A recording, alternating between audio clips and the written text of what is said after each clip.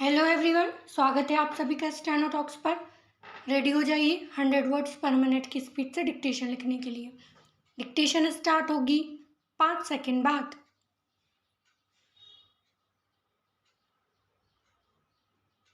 किसी देश की व्यापारिक उन्नति के लिए उस देश में सुदृढ़ और सुव्यवस्थित बैंकों का होना नितांत आवश्यक है।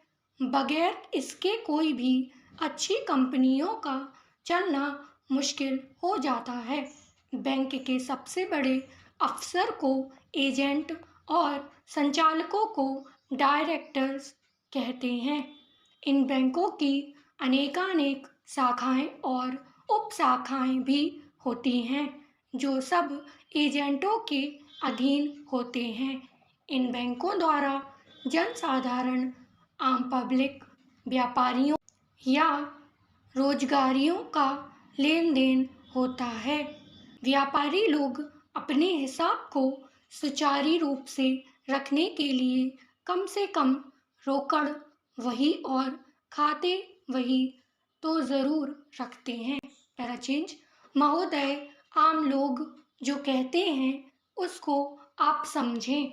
इनको तमाम वे लोग मिल जाते हैं जो बेकार होते हैं या जो दंगे करवाने के लिए उत्सुक हैं। इसलिए सरकार का इन तमाम चीज़ों की तरफ ध्यान जाना चाहिए और उसको सोचना चाहिए कि क्या तरीका इन सब से बचने का हो सकता है। एक ही तरीका हो सकता है कि इस देश में हर आदमी को काम मिले, देहात में लोगों को करने के लिए काम मिले और खादी कमीशन की जो योजना है और जो कि एक अच्छी योजना है वह ठीक तरह से चले, यही हमारी इच्छा और लक्ष्य है। Para change. औद्योगिकीकरण के साथ ही रोजगार के क्षेत्र को विस्तृत करने के लिए प्रयत्न भी बराबर जारी हैं। कुटीर उद्योगों और घरेलू धंधों को प्रोत्साहन देकर औद्योगिकीकरण और रोजगार में समुचित संतुलन स्थापित करने का प्रयास किया जा रहा है। यह बात सभी स्वीकार करते हैं कि यदि भारत के जनसाधारण को उदासीनता और हार मानने की भावना से मुक्त करना है तो बढ़ती हुई बेरोजगारी को दूर करने का उपाय करना होगा। इस दिशा में घरेलू उद्योग धंधे बहुत से लोगों को आंशिक या पूर्ण उपयोगी काम देकर इस समस्या का बहुत कुछ समाधान कर सकते हैं। Para change. जैनी पूछती है, एआई के रेगुलेशन पर बहुत फोकस किया जा रहा है, आपको क्या लगता है, रेगुलेटर्स ठीक कर रहे हैं या वे जो कर रहे हैं वह पर्याप्त है? नडेला कहते हैं, यह स्वाभाविक ही है। आखिर सरकारें इस पर चिंतित होकर इसमें दखल देंगी ही, उनका काम ही यही है। किसी भी टेक्नोलॉजिकल डेवलपमेंट पर नियामक नियंत्रण लगता ही है।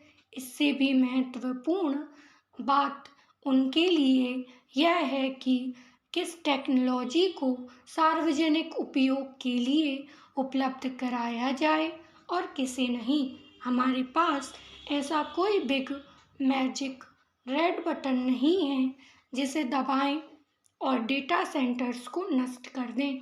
Para change.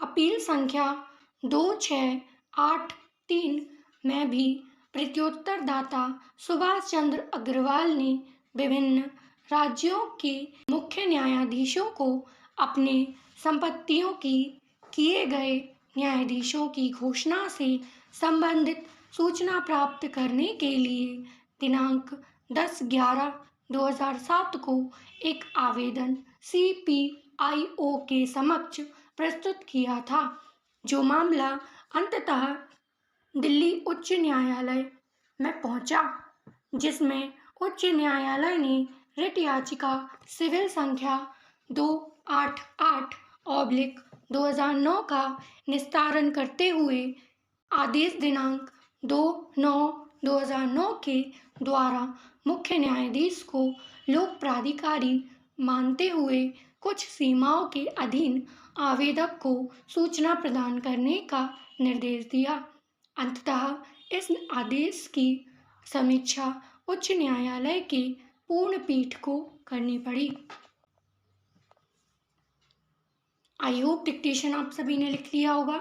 जो शब्द आपसे छूट गए हैं या बने नहीं हैं उनके आउटलाइन की प्रैक्टिस आप अलग से करेंगे।